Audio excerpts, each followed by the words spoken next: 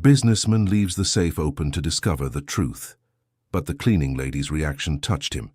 Harrison Miller watched through the mirrored glass of his office while preparing what he considered to be the definitive test of honesty. For weeks, small amounts had been disappearing from the office, and he needed to find out who was responsible. That's when he decided to leave the safe deliberately open, with bundles of cash clearly visible, while he hid to watch who would pass through the hallway that Tuesday morning. Mildred Jenkins pushed her cleaning cart through the hallway of Miller and Associates Accounting in downtown Manhattan, as she had been doing for 5 years. Her steps were slow, not out of laziness, but from the exhaustion she carried on her shoulders ever since her troubles began. As she approached the boss's office, she noticed something unusual. The safe was completely open, and stacks of $100 bills sat there like a tempting invitation. Harrison held his breath. It was the moment of truth. But what happened next left him completely taken aback. Mildred stopped in front of the safe, looked around to make sure she was alone, and then did something Harrison would never have expected. She knelt right there in front of the money and began to cry. These weren't silent tears. It was deep, desperate sobbing that echoed through the empty hallway. Harrison stood frozen behind the glass. That wasn't the reaction of a thief. It was the crying of someone carrying a weight too heavy to bear. Mildred picked up her cleaning cloth and, with trembling hands, began to carefully wipe around the safe, taking care not to touch a single bill. Between sobs, she murmured words Harrison couldn't quite make out. After a few minutes that felt like hours, she stood up, gently closed the safe door, and continued her cleaning as if nothing had happened. Harrison came out of his hiding spot with a heavy heart. He needed to understand what he had just witnessed. "Mildred," he called out when she was at the end of the hallway. She turned around, quickly wiping her eyes with the sleeve of her blue uniform. "Yes, Mr. Harrison. Do you need something? Could you come here for a moment? I'd like to talk to you." Mildred's face went pale. She nodded and followed him into the office, her hands nervously gripping the mop handle. "Please, have a seat." Harrison pointed to a chair. "That's all right, Mr. Harrison. I can listen standing. Please sit down." Mildred obeyed, keeping her eyes down. "Mildred, how long have you been working here again?" 5 years, Mr. Harrison. I've always been punctual, never missed a day without notice." "I know, that's exactly why I'm confused. Can I ask you a direct question?" She nodded, mentally preparing herself for the worst. "A few minutes ago I saw you crying in front of my open safe. Can you explain what happened?" Mildred closed her eyes. Her worst suspicion had been confirmed. He had seen everything. "I didn't take anything, Mr. Harrison. You can search my purse, my cart, my clothes. I didn't take a single cent." "I know you didn't. The question is, why were you crying?" The tears returned to Mildred's eyes, but this time she didn't try to hide them. Because it's been 3 months since I've received my paycheck, Mr. Harrison. And when I saw all that money there, I thought about my mother in the hospital, the bills I can't pay, the hunger she must be feeling because I couldn't buy her medication this morning." Harrison felt as if he'd been punched in the gut. "What do you mean you haven't been paid in 3 months? That's impossible. I authorize all payments personally. Mr. Bradley told me the company was going through hard times and that the cleaning staff's wages had been temporarily suspended." "Bradley? My financial manager?" "Yes, sir." Harrison fell silent for a moment, processing the information. "Mildred, why didn't you come to me sooner? He said that if anyone complained directly to you, they'd be fired on the spot. And I need this job, Mr. Harrison. Even without getting paid, I need to keep my employment on the books because of my mother's health insurance." The pieces began to fit together in Harrison's mind. For months he had been approving the payments without issue. If Mildred wasn't receiving her money, where was it going? "Tell me something, Mildred. Are other employees not getting paid either?" She hesitated. I can't speak for the others, Mr. Harrison." "Yes, you can.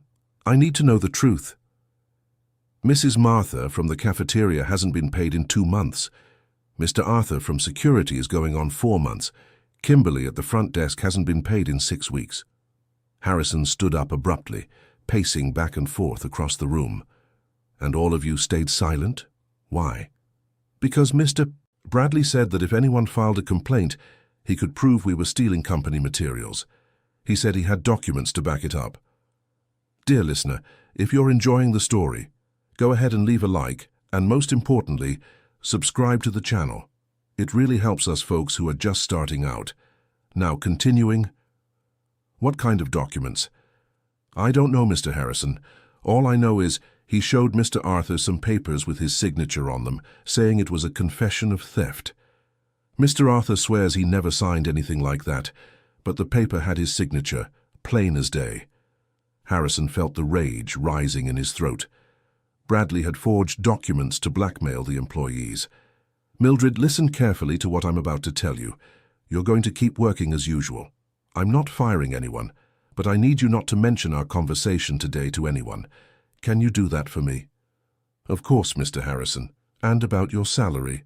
How much are you owed for those 3 months? Mildred lowered her head, ashamed. I lost my home last month, Mr. Harrison. My mother and I are living in a rented room in the Bronx.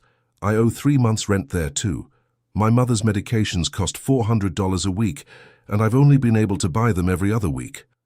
What health problem does your mother have? Diabetes and high blood pressure. She's 78 and can't walk properly anymore. She needs prescription medication and a monthly appointment with a cardiologist. Harrison did the math in his head. If Mildred earned $1,200 a month, 3 months meant $3,600 she hadn't received, plus the overdue rent, plus the medications. Mildred, I'm going to make you a proposal. I'll give you an advance on your salary right now, $300. It's what I have in my wallet at the moment. First thing tomorrow, I'll sort out the rest. Mildred's eyes filled with tears again. Mr. Harrison, I can't accept money as a favor. That wouldn't be right. It's not a favor, it's your right. That money was already yours 3 months ago. But what if Mr. Bradley finds out? Leave Bradley to me. You don't need to worry about him. Harrison took his wallet out of his pocket and handed the bills to Mildred, who received them with trembling hands. Thank you so much, Mr. Harrison. She'll be able to take her medicine today. After Mildred left, Harrison immediately called his accountant. Mr. Phillip, it's Harrison. I need you to email me the detailed statement of all employee payments from the last 6 months. Of course, Harrison. But wasn't Bradley the one handling that part? That's exactly why I'm asking. Send it directly to me. An hour later, Harrison was reviewing the bank statements with growing outrage. All payments had been approved and transferred normally. The problem was that the money wasn't reaching the employees. Bradley arrived at the office around 2 in the afternoon, as always, smiling and confident. Good afternoon, Harrison. How was your morning? I need to talk to you. Come to my office. Of course, what's going on? As soon as they closed the door, Harrison got straight to the point. Bradley, how long have we known each other? About 15 years, right? Since you opened the firm. Why? Because I need to ask you a very serious question, and I expect a very honest answer.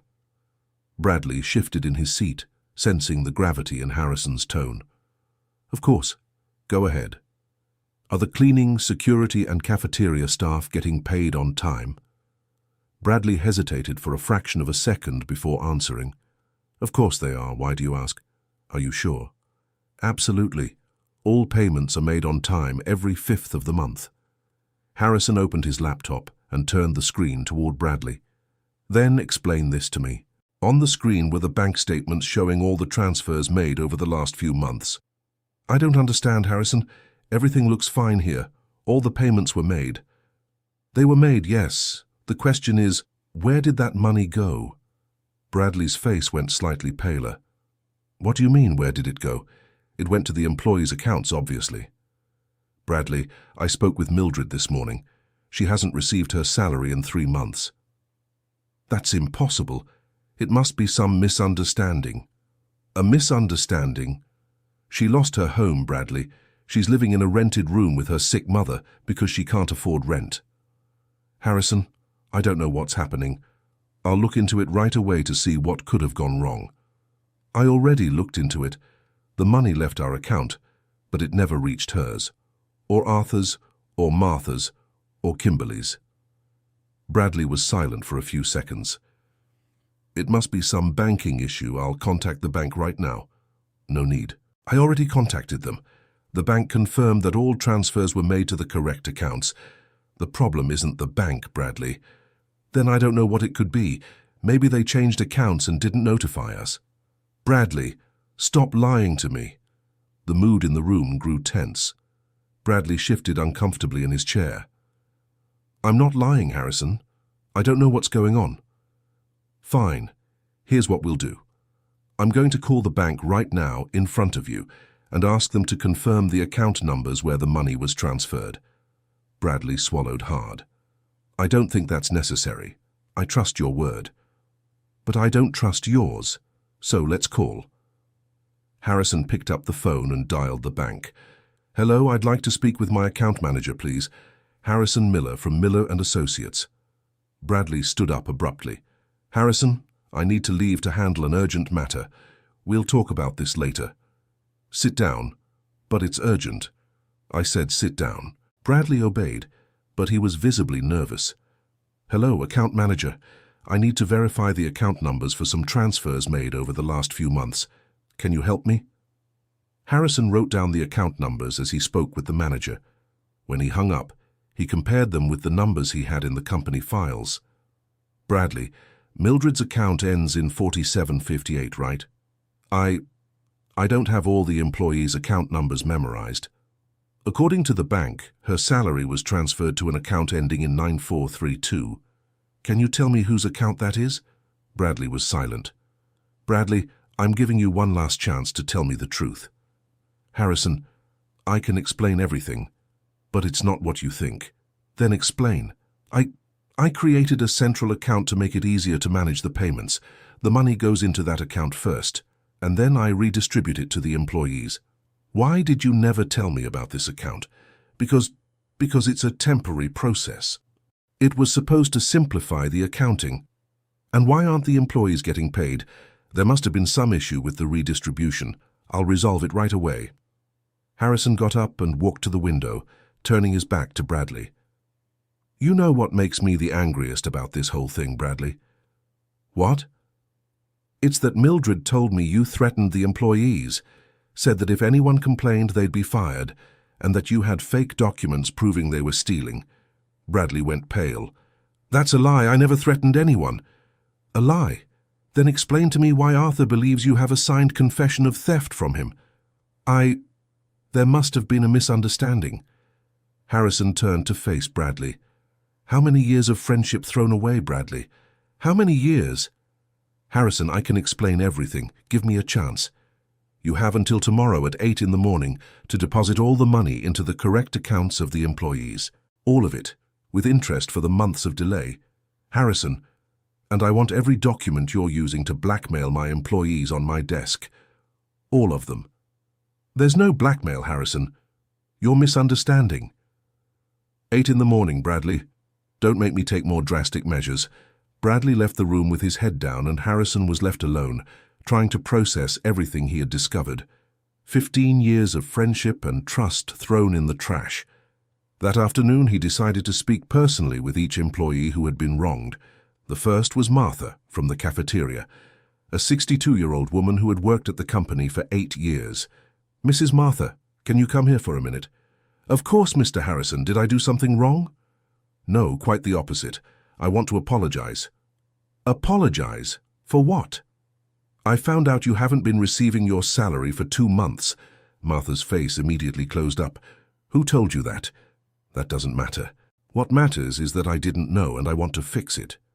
Mr. Harrison, Mr. Bradley told me that if I came to complain to you, he would show some papers proving I was taking food from the cafeteria home. What papers? He said he had footage of me putting things in my bag. Mrs. Martha, have you ever taken any food from the cafeteria home? She lowered her head, ashamed. Just once, Mr. Harrison. My grandson was hospitalized, and I didn't have money to buy him anything to eat. I grabbed a sweet roll and a juice, but it was only once, I swear. And did you pay for it later? I did. I deducted it from my salary the following month. Then there was no theft at all. You bought the food. But Mr. Bradley said that didn't matter, that it could be interpreted as theft. Harrison shook his head, outraged. Mrs. Martha, starting tomorrow you'll be paid normally again, and I'll deposit today what you're owed from the 2 months of back pay. Tears welled up in the woman's eyes. Thank you so much, Mr. Harrison. She will be very happy. She? My wife. She's been hospitalized for a month. I couldn't afford the private hospital, so I had to take her to the public health clinic, but they don't have the medication she needs. Harrison felt a tightness in his chest. Another family destroyed by Bradley's greed. What condition does your wife have? Lung cancer, Mr. Harrison.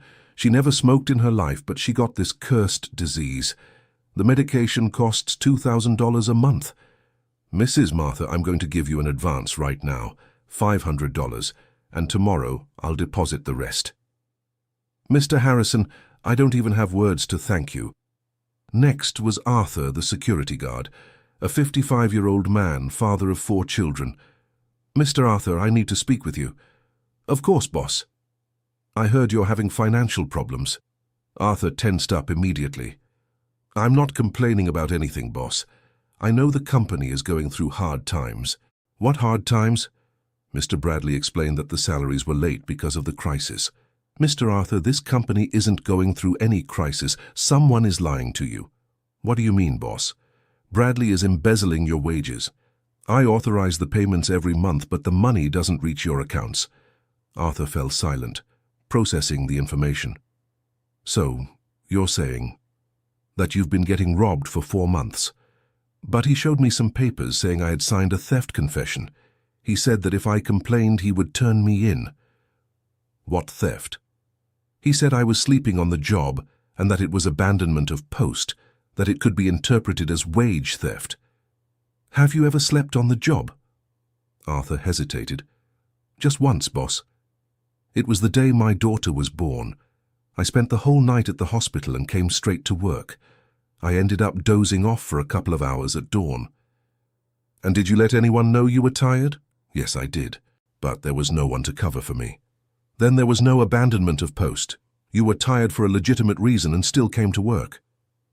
But the paper he showed me had my signature. Forged. Arthur was outraged. That bastard deceived me this whole time. Mr. Arthur, calm down. I'll take care of everything. Starting tomorrow, you'll get paid normally again. Boss, you have no idea what I went through these 4 months. My wife had to go back to work as a cleaning lady, even with her back problems. My kids are eating only rice and beans. I had to pull them out of private school.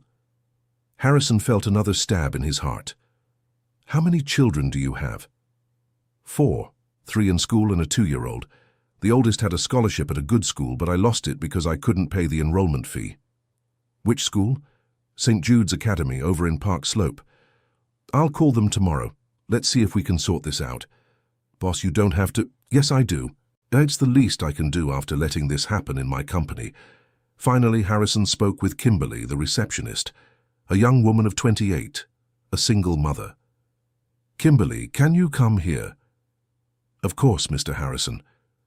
I heard you've been having financial difficulties. Kimberly got nervous. Mr. Harrison, if it's about that day I arrived late, I can explain. My son had a fever and... It's not about being late. It's about your salary. My salary? Are you getting paid normally? Kimberly hesitated before answering.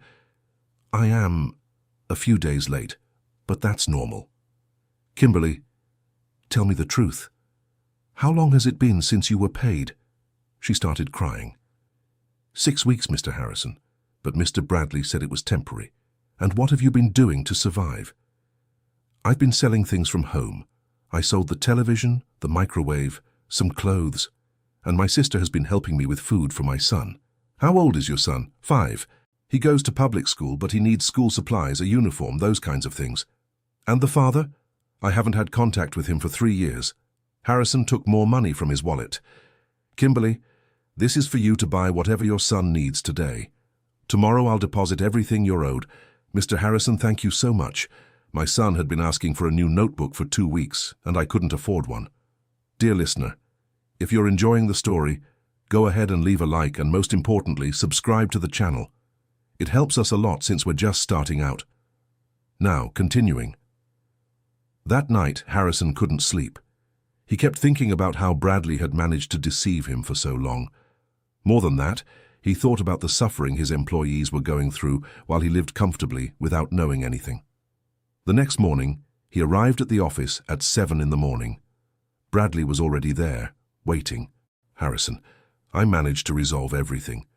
I deposited the money into the correct accounts. All the employees? All of them. With the adjustment for the months of delay? Adjusted. And the documents you were using for blackmail? Bradley handed a folder to Harrison. Here they all are. Harrison opened the folder and found copies of documents with signatures that looked authentic, but had clearly been forged. Bradley, do you know what saddens me most in this story? What? It's that you had the nerve to forge documents to blackmail hard-working, honest people. Harrison, I can explain. I don't want any more explanations. I want your resignation on my desk by noon. Harrison, for God's sake, we've had 15 years of partnership. That's exactly why I'm giving you the chance to leave with dignity. If you don't resign, I'll have to take other measures. What measures? Measures that won't be good for you. Bradley was silent for a few minutes. Harrison, I didn't want it to come to this, but you forced me. What do you mean I forced you? You don't know everything that's been going on in this company. Then tell me. 2 years ago, I found out you were siphoning money from the company into a personal account. Harrison was shocked. That's a lie. I have proof. Documents, bank statements, everything. What proof? Bradley took a folder out of his briefcase and placed it on the table. Here are the transfers you made to an account in the Bahamas. Harrison opened the folder and examined the documents. They were bank statements showing million-dollar transfers to an offshore account. Bradley, all of this is forged. Is it? Then explain your signature here. Harrison examined the documents more closely. The signatures looked authentic. You forged my signature too? I didn't forge anything. I just found out what you were doing and decided to protect myself. Protect yourself how? By taking my share before the company went under. Harrison finally understood Bradley's plan. He had created fake documents to justify the theft of the employees' wages. Bradley, do you really think I'm going to believe that I transferred money to an offshore account? It doesn't matter if you believe it. What matters is whether others will believe it. What others? The Internal Revenue Service, for example, or the District Attorney's Office. Harrison realized he was being blackmailed. Are you threatening me? I'm offering you a deal. You forget what you found out about the wages, and I forget what I found out about your transfers. And if I don't accept, then you'll have to explain to a lot of important people why you were sending money abroad without declaring it. Harrison fell silent, thinking about his options. Either he accepted the blackmail and let Bradley keep stealing from the employees, or he faced an investigation based on forged documents. I need time to think. You have until tomorrow to decide. Bradley left the room, leaving the forged documents on the table. Harrison spent the rest of the day analyzing the papers. The signatures were perfect. The statements looked authentic. Bradley had done a professional job on the forgery. In the afternoon, he decided to seek out a lawyer specializing in financial crimes. Mr. David, I urgently need your help. Of course, Harrison. What happened? Harrison told the lawyer the whole situation, showing him the forged documents. Harrison, this is very serious. If someone reports you based on these documents, it's going to cause a lot of trouble. But they're fake. I know they're fake. You know they're fake. But proving it is going to be complicated. Why? Because the signatures are perfect, and the bank statements look authentic. They'll need handwriting analysis, document examination, bank investigation. It could take months. And in the meantime, your name will be dragged through the mud. The company will be under investigation, and you'll possibly have your assets frozen. Harrison sat down heavily in the chair. So there's no way out for me? There is, but it's going to be risky. What is it? We're going to set a trap for Bradley. Get him to confess the whole scheme and record everything. How? You're going to pretend to accept his deal, but during the conversation, you'll ask questions that lead him to confess the crimes, and I'll be recording everything. Is that legal? In the United States, you can record a conversation if you're part of it, and considering he's blackmailing you, we have legal justification. Harrison thought about the proposal. And what if it goes wrong? If it goes wrong, at least we'll have tried. But if you do nothing, He'll keep stealing from your employees and might still report you whenever he feels like it. Then let's do it. The next day, Harrison arrived at the office with a tiny recorder taped to his chest underneath his shirt. Bradley was waiting for him in the meeting room, looking confident. "So, Harrison, have you decided?" "I have. I accept the deal." "Good. I knew you were smart. But I need to understand better how this is going to work." "What do you mean?"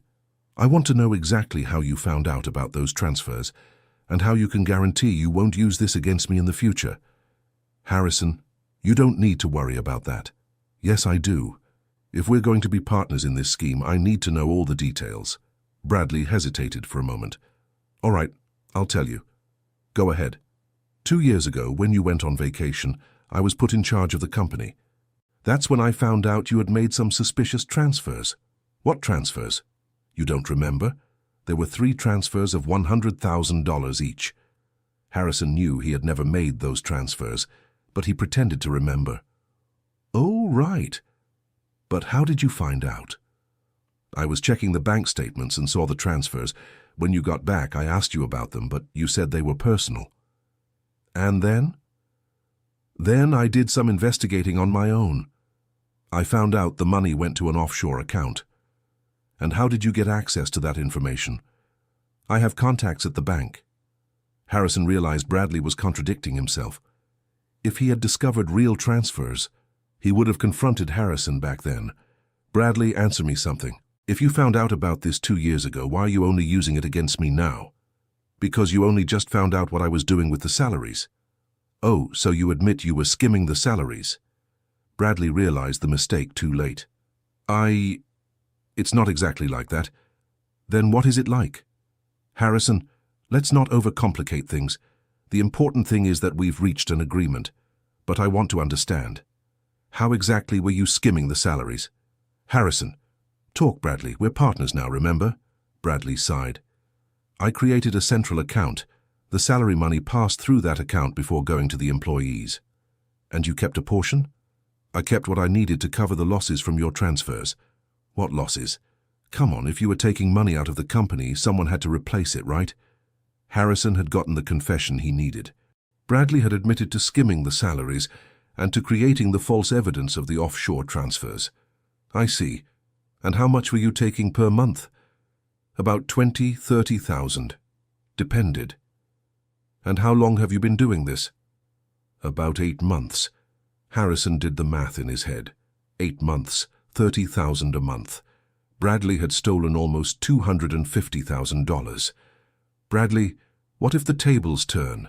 What if someone finds out what you're doing?" "Impossible. Only you and I know about this." "But what if evidence turns up?" "What evidence? I destroyed all the compromising documents." "What documents?" "The receipts for the transfers to the central account. The fake contracts I used to justify the expenses, everything." Harrison had gotten more than he had hoped for. Bradley had confessed not only to embezzling wages, but also to destroying evidence. "All right, Bradley. I think we can work together." "That's great. I knew you were smart." They shook hands, sealing the false agreement. As soon as Bradley left the room, Harrison called his lawyer. "Mr. David, I got everything." He confessed to the wage embezzlement, the document forgery, and he even admitted he destroyed evidence. "Perfect. I'll prepare all the paperwork. Tomorrow we can file the charges." "And what about the fake documents he has against me?" "With the recorded confession, we can prove they're forgeries." He said himself that he created false evidence. Harrison hung up the phone, relieved. Finally, there was a light at the end of the tunnel, but his happiness didn't last long. When he got home that night, he found his wife, Eleanor, crying in the living room. "Eleanor, what happened?" "Harrison, you need to tell me the truth about something." "About what?" "I got a call this afternoon. Someone said you're being investigated for tax evasion and money laundering." Harrison felt the world collapse around him. "Who called?" "I don't know. It was a male voice. He said he was from the district attorney's office and that they had evidence against you." "Eleanor, that's a lie. It's a setup by Bradley." "What setup?" Harrison told his wife the whole situation, the discovery of the wage embezzlement, Bradley's blackmail, the recording of the confession. But Harrison, why would someone call here? Because Bradley found out I recorded the conversation. He must have seen the recorder or suspected something. And now? Now he's trying to destabilize me before I report him. Harrison immediately called his lawyer. Mr. David, we have a problem. Bradley found out what we did. How do you know? Because someone called my house pretending to be from the district attorney's office. Harrison, this changes everything. We have to speed up the process. I'll file the charges first thing tomorrow morning. Do we have enough time? We have to make it work. If he files charges against you first, it'll be much harder to prove it's all fake.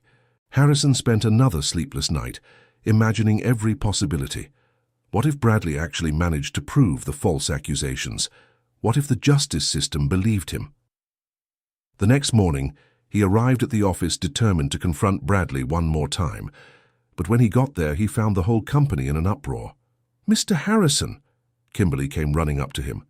The company is being investigated. What do you mean? Some men showed up early this morning with a search and seizure warrant. They took a bunch of documents and computers. Harrison felt his legs go weak. Bradley had gotten ahead of him. Where are those men? They left about 20 minutes ago, but they left a paper for you. Kimberly handed Harrison a summons to appear at the police station that same day. Harrison immediately called his lawyer. Mr. David, they got ahead of us. The company was raided this morning. Harrison, come to my office right now. We need to prepare for the hearing. What hearing? The police want to question you today. We have to prepare your defense. Harrison spent the next few hours at his lawyer's office, preparing for the interrogation. They brought all the evidence they had, the recording of Bradley's confession, the real bank statements, the employees' testimonies. In the afternoon, Harrison showed up at the police station accompanied by his lawyer. Mr. Harrison Miller, asked the police chief. Yes, that's me. Have a seat, please. I'm here to hear your side of the accusations that have been made against you. What accusations? You're being accused of tax evasion, money laundering, and foreign exchange evasion. Harrison swallowed hard. Chief, these accusations are all false. I have evidence to prove it.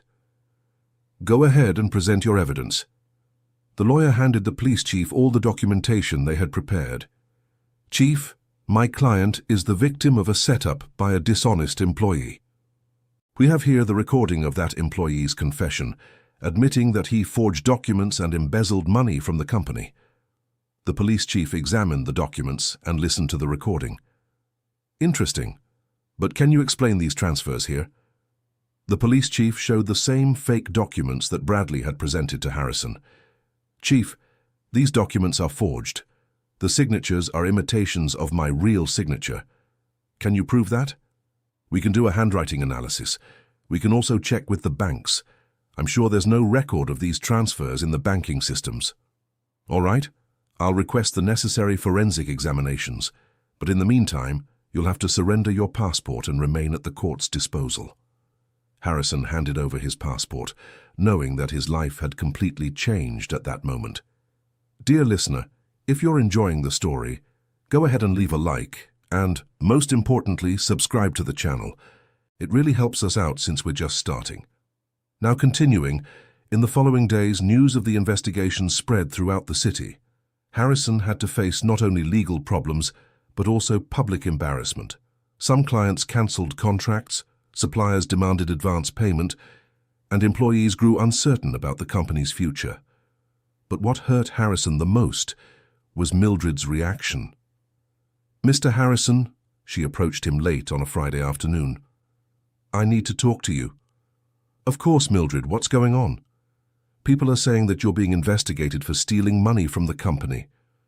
Mildred, that's not true. It's all a setup by Bradley. But how can you prove it? Harrison realized that even Mildred, who had been helped by him, was doubting his innocence. Mildred, you know my character. Do you really believe I'd be capable of stealing money from the employees? I don't know, Mr. Harrison. Mr. Bradley always spoke well of you. If he's accusing, Bradley is the one who was robbing you. Did you forget that he was the one who kept you from getting paid for months? But he explained that you were the one who ordered the pay cuts. Harrison was shocked. He said, what? That you had ordered the payment suspended because you were having personal financial problems. Harrison realized that Bradley had managed to completely turn the situation around. Now the employees believed he was the villain of the story. Mildred, do you have a recording of our first conversation, when I found you crying in front of the safe? No, sir. Then it's my word against his. Yes, Mr. Harrison. Harrison saw in Mildred's eyes that she no longer believed him, and if she, who had been directly helped by him, had doubts, imagine the other employees. That night, Harrison had a difficult conversation with his wife. Eleanor, I think it's best if you take the kids and go to your sister's house for a few days. Why?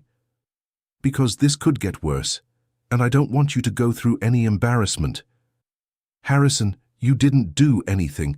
Why are you running away? I'm not running away, I'm protecting you. From what? From the media, from the neighbors, from the gossip. You saw how people are looking at us. Eleanor knew Harrison was right. That morning, when she went to the supermarket, some people looked at her strangely and whispered as she passed, "All right, but I'll only stay a few days. As soon as this is resolved, I'll come back. Thank you for understanding." Harrison, I trust you. I know you didn't do anything wrong. How can you be so sure? Because I've known you for 20 years. You're incapable of hurting anyone, let alone stealing. Harrison hugged his wife, feeling grateful that at least one person believed in him. In the following week, the first results of the investigation arrived. The handwriting analysis confirmed that the signatures on the documents were forged. Harrison, the lawyer called excitedly. We have good news. The analysis proved that you didn't sign those documents. And now we're going to prove that it was Bradley who forged everything. How? I'm going to request a broader analysis, compare his handwriting with the forgeries, and I'm also going to request a trace on where those documents came from. Meanwhile, Harrison had to live with the suspicions and distrustful looks. Some longtime clients avoided greeting him on the street. Others asked indirect questions about the company's situation. But the worst part was seeing the employees suffering. With the company under investigation, many suppliers stopped delivering, and some clients cancelled contracts. That meant less work and, consequently, less money to pay salaries. Harrison had to make a difficult decision: use his personal savings to keep the employees on payroll. Mrs. Martha, he called the cafeteria worker, I want you to know that, regardless of what's happening, your salaries will continue to be paid as usual. Mr. Harrison, you don't have to. We know the company is going through hard times. These aren't the company's hard times. They're mine, and I won't let you pay for them. Martha was moved. Mr. Harrison, may I say something? Of course. At first, when I heard about the investigation, I thought you might have actually done something wrong. But seeing how you're fighting to protect us, I'm certain you're innocent. Why are you certain? Because a guilty man would run. He wouldn't stay here spending his own money to pay his employees. Harrison felt an enormous relief. At least Martha had come to believe in him again. Mrs. Martha, can I ask you a favor? Of course. Can you talk to the other employees? Explain that I didn't abandon you, and that I'll fight to the very end to prove my innocence. Leave it to me, Mr. Harrison. I'll talk to everyone. In the following weeks, Harrison saw the employees gradually regaining their trust in him. Mildred was one of the last to be convinced, but once she was, she became one of Harrison's biggest defenders. Mr. Harrison, she came to him on a Thursday afternoon. I want to apologize. For what? For having doubted you. I should have trusted you from the start. Mildred, it's only natural that you were confused. Bradley is very convincing. But you helped me when I needed it most. I should have remembered that. And you did. That's why you're here now. Mr. Harrison, can I tell you something? Of course. Yesterday I talked to some other cleaning ladies from the buildings around here. You know what I found out? What? That Mr. Bradley was offering accounting services to other companies, using our company's name as a reference. Harrison was intrigued. What do you mean? He said he was a partner at Miller & Associates and that he could offer cheaper services than the competition. And did he get clients? He got at least 3 small companies in the area. Harrison realized he had uncovered another piece of the puzzle. Bradley wasn't just embezzling money from the company. he was also using the company's name to land private clients. Mildred, can you give me the names of those companies? I can. But why is that important? Because it could be more proof that Bradley was acting dishonestly. Harrison passed this information on to the lawyer, who immediately began investigating Bradley's side activities. Harrison, the lawyer called a few days later, we found something interesting. Bradley really was providing private services using your company's name. And is that a crime? Depending on how it was done, it could be trademark misuse, unfair competition, and even fraud. What do you mean? If he was charging for services and not passing anything on to the company, that's fraud. If he was using your signature on contracts, that's document forgery. Harrison felt a flicker of hope. Finally, they had concrete evidence against Bradley. And now? Now we present this evidence to the chief. With that, plus the recording of the confession, plus the handwriting analysis, we have a solid case. At the end of that week, Harrison was called back to the police station, but this time the situation was different. Mr. Harrison, said the chief, after analyzing all the evidence, we've come to the conclusion that you were the victim of an elaborate scam. Harrison felt an indescribable relief. Chief, does that mean? It means we're going to close the investigation against you and open a new one against Mr. Bradley Oliveira. For what crimes? Fraud, document forgery, embezzlement, trademark misuse, and unfair competition. We may find more crimes as the investigation progresses. Harrison left the police station with a sense of freedom he hadn't felt in months. The first thing he did was call his wife. Eleanor, it's me. Everything's resolved. What do you mean, resolved? The investigation proved I'm innocent. Bradley is the one who'll be investigated now. Harrison, what a relief. I'm heading home right now. Bring the kids. I want to hug everyone. The second thing Harrison did was gather all the employees to share the news. Everyone, he said, visibly moved. I want to tell you that the investigation proved my innocence. Bradley was the real criminal. The employees applauded, and some even cried with emotion. Mr. Harrison, said Mildred, we always knew you were innocent. Not everyone knew that, Mildred, and that's okay. The important thing is that the truth has come to light now. And what's going to happen to Mr. Bradley? Asked Arthur. He's going to face justice for the crimes he committed, and he'll have to give back all the money he stole. And the company? Asked Kimberly. The company will keep operating normally. In fact, it'll run better than before, because now we know everyone's being paid properly. In the following months, Harrison had to rebuild the company's reputation. Some clients came back, others were won over gradually. The story of how he had protected his employees during the crisis spread, and many people began to see him as an example of integrity. Bradley was arrested and sentenced to 5 years in prison for the crimes he had committed. During the trial, he tried to justify his actions by saying that Harrison earned much more than the employees, and that he was just redistributing the wealth. Harrison watched the trial and felt more pity than anger toward Bradley. 15 years of friendship thrown away for greed. After the trial, Mildred came to see him. Mr. Harrison, can I say something? Of course, Mildred. Have you ever thought about how all of this started? What do you mean? It all started because you left the safe open to test people's honesty. Harrison smiled. That's true. And in the end, you found out that the most dishonest person was exactly the one you trusted the most. That's right. But do you know what the most important part of this whole story was? What? It was when you saw me crying in front of the money and decided to help me instead of firing me. Why? Because that's what showed your true character. Any normal boss would have thought I was there to steal, but you saw that I was struggling and wanted to help. Harrison was moved by Mildred's words. Mildred, can I tell you something? Of course. That day changed my life too. How? Because it made me realize that I was a distant boss. I didn't know about the hardships my employees faced. I didn't know you were suffering. And now?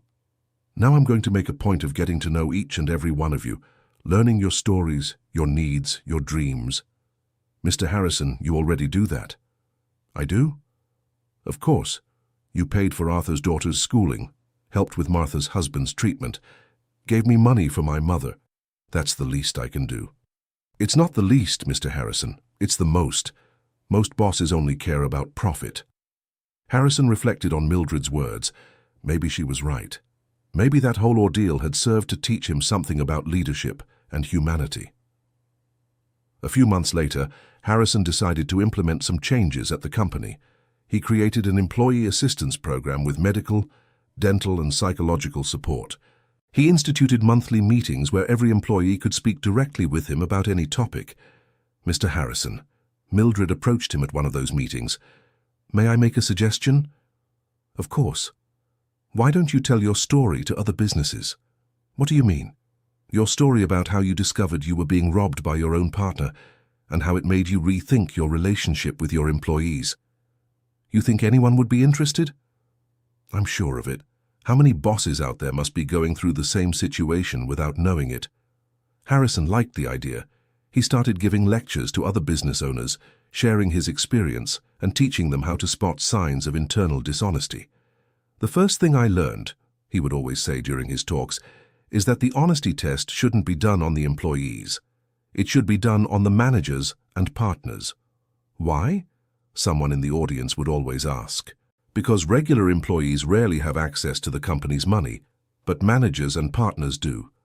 And when someone has easy access to money, the temptation is much greater. And how do you spot a dishonest manager? Pay attention to the signs.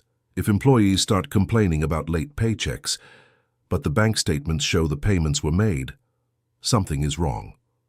If a manager always has an excuse for everything, if they avoid giving detailed explanations, if they try to isolate you from the employees, be suspicious. And what was the most important lesson you learned?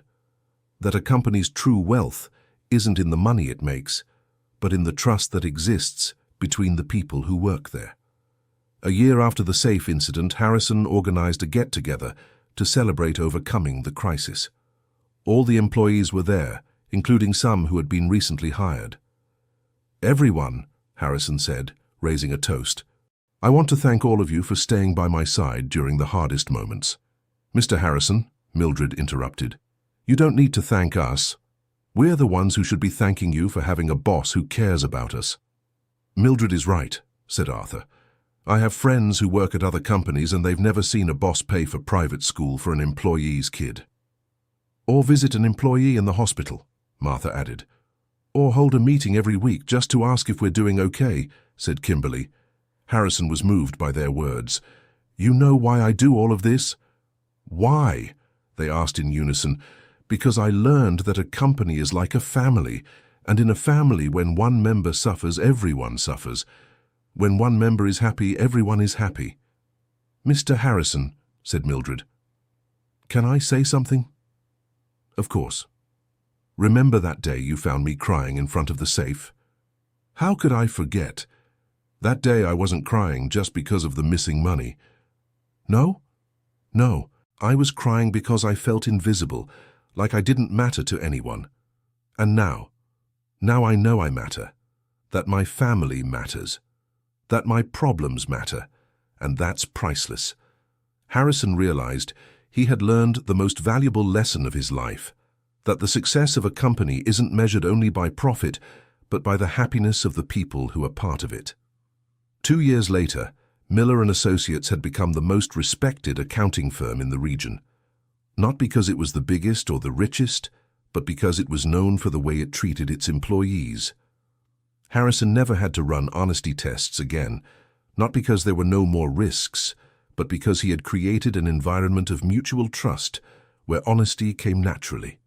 And whenever someone asked what the secret to the company's success had been, Harrison would tell the story of the open safe and the cleaning lady who cried instead of stealing. The secret, he would always conclude, isn't in the money we keep, but in the love we share. End of the story. Now tell me, what did you think of Harrison and Mildred's story? Do you believe that a company's true wealth lies in the people who work there? Leave your opinion in the comments with sincere words. Do you think Harrison made the right decisions by protecting his employees? I'd love to read your opinion. Thank you so much for your company. Don't forget to leave your like and, most importantly, subscribe to the channel so you don't miss other moving stories.